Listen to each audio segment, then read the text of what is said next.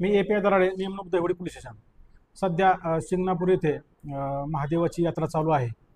या यात्रेनिमित्त मोठ्या संख्येने भाविक या ठिकाणी हजर राहत असतात. त्या भाविकांच्या सोयीसाठी आपण एस टी पार्किंग असेल, खाजगी वाहनांचं पार्किंग असेल, कावडीच्या वाहनांचं पार्किंग असेल, याचं प्रत्येक ठिकाणी नियोजन केलेलं आहे. त्याच्यामध्ये नातेपुते बाजूने ज्या एस टी येणार आहेत, सरकारी एस टी, त्याच्यामध्ये निसर्ग हॉटेल या ठिकाणी एस टीचं पार्किंग केलेलं आहे.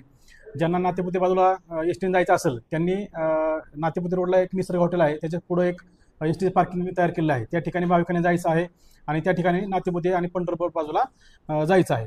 त्यानंतर मार्डी मसवड ह्या बाजूला जे भाविक जाणार आहेत त्यांच्यासाठी आपण मार्डी रोडला जगदाळे पेट्रोल पंप आहे, त्या ठिकाणी एस टीचं पार्किंग केलेलं आहे. त्या ठिकाणी सर्व एस टी ज्या आहेत त्या लागणार आहेत आणि त्या सर्व मार्डी बाजूने पुढं मसवड पंढरपूर त्या रोडने जाणार आहेत. त्यानंतर परत दहिवडी रोडला बंदुके यांचं पार्किंग आहे. दहिवडी रोडला दहिवडी असेल, सातारा असेल किंवा दहिवडी मसवड असेल, दहिवडी वडूज असेल, त्या ठिकाणी ज्या भाविकांना एस टीने जायचं असेल तर त्यांना बंदुके पार्किंग जे या ठिकाणी त्या सर्व एस टी लागणार आहेत. जे मुख्य एस टी स्टँड आहे शिंगणापूरमधलं ते मुख्य बाजारपेठेत असल्यामुळे आपण ते सध्या बंद केलं आहे. आता तुम्हाला जे 3 एस टी स्टँड सांगितलेले आहेत, नातेपुते रोडचं, मार्डी रोडचं आणि दहिवडी रोडचं, या ठिकाणी त्या रोडला जाणाऱ्या एस टी लागणार आहेत. भाविकांनी त्या ठिकाणी संपर्क साधून त्या ठिकाणी त्या सेवेचा लाभ घ्यायचा आहे. त्यानंतर जे आपण खाजगी वाहनांचं पार्किंग आणि कावडच्या ज्या वाहनं आहेत त्यांचं जे पार्किंग आहे त्याचे नियोजन केलं आहे. त्याच्यामध्ये ज्यांना आपण पास वाटप केलं आहे ते पास वाटप केलेली वाहनं आपण मुख्य कमानीतून आतमध्ये बनामध्ये सोडणार आहोत. आणि ज्यांना पास नसताना आहे, मागच्या वर्षी ज्यांना पास नव्हते त्यांचं पार्किंग आपण शिंगणापूरच्या बाहेरच आपण पार्किंग केलेलं होतं. आता ग्रामपंचायतने जो आपण जुना टँकर रोड होता त्या टँकर रोडपासून पुढे एक हायस्कूल आहे, हायस्कूलपासून पुढे एक नवीन टेकडीवरती पार्किंग केलं आहे आणि घोरपडे तळ म्हणून एक पार्किंग केलेलं आहे. ते मंदिरापासून एकदम जवळ आहे. मागच्या वर्षी जे आपण दूर आपण पार्किंग केलं होतं, मागच्या वर्षी जरा भाविकांची थोडीशी गैरसोय झाली होती, परंतु यावर्षी ग्रामपंचायत नवीन रोड बनवून आपल्या मंदिराच्या जवळच जो जुना टँकर मार्ग होता त्या टँकर मार्गवरूनच आपल्याला त्या डोंगराच्या पायथीने आपला रस्ता बनवलेला आहे. त्या ठिकाणी टेकडीवरती सुद्धा भरपूर वाहनं लागू शकतात. टेकडीवरचं पार्किंग संपल्यानंतर आपण घोरपडी तळ हे आपण पार्किंग सर्व करून घेणार आहोत. त्या ठिकाणी ज्यावेळेस भाविक वाहनं लावतील तिथून आपल्याला मंदिराचं अंतर सुद्धा एकदम कमी आहे. आणि जेवढे पार्किंग आपण केलेले आहेत प्रत्येक पार्किंगला आपण त्या ठिकाणी फ्लेक्स लावलेले आहेत. एस टी पार्किंग असेल, तुमचं खाजगी वाहनांचं पार्किंग असेल, कावडीच्या वाहनांचं पार्किंग असेल, या ठिकाणी सर्व फ्लेक्स लावलेले आहेत जेणेकरून भाविकांना ते आपल्याला त्या ठिकाणी जाणं योग्य होईल किंवा सोपं होईल. त्यानंतर पार्किंगच्या विषयानंतर आपण 30 मार्च जो आहे हा मुख्य कावडीचा दिवस आहे. 30 मार्च दिवशी पुणे जिल्ह्याच्या ज्या सर्व कावडी आहेत त्या फलटणवरून इकडे शिंगणापूर साईडला येत असतात आणि त्या रोडला भरपूर मोठ्या संख्येने वाहनं येत असतात. त्या दिवशी आपण माननीय SP सरांच्या आदेशानं अधिसूचना काढलेली आहे आणि 30 मार्च रोजी आपण जो शिंगणापूर टू फलटण रस्ता आहे तो हा वन वे केलेला आहे.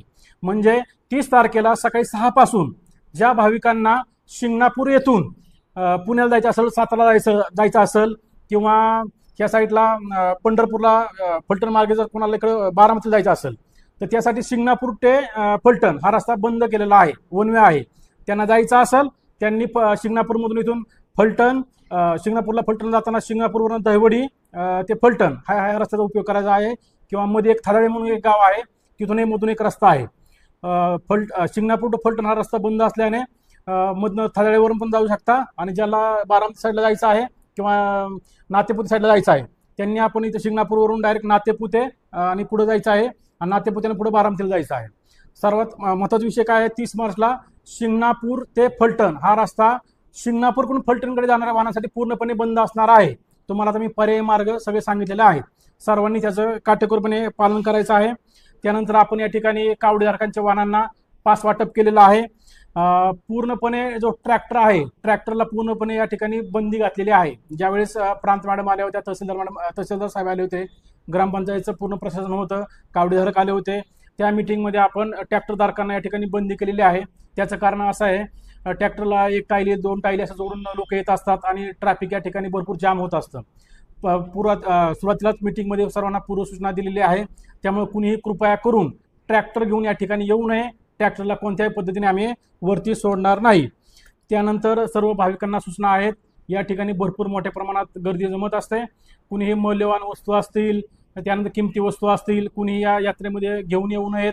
सर्वांनी या ठिकाणी प्रशासनात सहकार्य करायचं आहे. आणि जर कोणाला काही अडचण लागली तर डायल 112ला फोन करायचा आहे. जर कोणाला पोलिसांची मदत लागली, ॲम्ब्युलन्सची मदत लागली, डायल 112ला फोन करून सांगायचं आहे. आपण या ठिकाणी रिझर्व्ह फोर्स सुद्धा ठेवलेला आहे. पार्किंगसाठी वेगळा बंदोबस्त आपण ठेवलेला आहे. त्यानंतर पेट्रोलिंगसाठी वन परिसरामध्ये पेट्रोलिंगसाठी सुद्धा आपण वेगळा बंदोबस्त ठेवलेला आहे. सर्व बंदोबस्त नियोजन व्यवस्थित झालेलं आहे. माननीय SP सरांनी सुद्धा बंदोबस्त आपल्याला पुरेसा दिलेला आहे. फक्त प्रशासनात सर्वांनी सहकार्य करायचं आहे. आणि कुणाला काही अडचण येते डायल 112ला फोन करून पोलिसांना माहिती द्यायची आहे. त्यांची आपण सर्वतोपरी मदत करण्याचा प्रयत्न करणार आहोत. तरी भाविकांना या यात्रेच्या निमित्त मी शुभेच्छा देतो.